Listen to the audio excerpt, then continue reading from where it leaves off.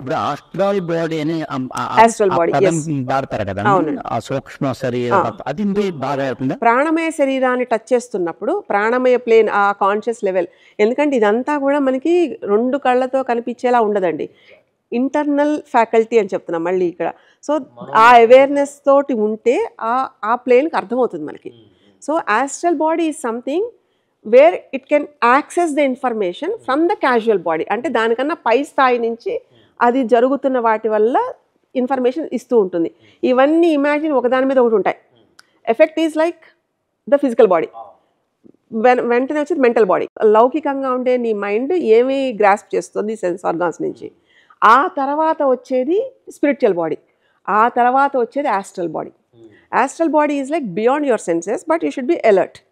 So ఇంత జరుగుతున్నప్పుడు first నీ ఫిజికల్ బాడీ స్పైన్ కరెక్ట్గా ఉండాలి. వెన్ను తిన్నగా ఉంటే రోగాలు రావు, 95% రోగాలు రావు. సో అంత వెన్ను తిన్నగా పెట్టుకునే ఒక భద్రత, ఒక ఆసనంలో పెట్టడం అనేది అలైన్మెంట్.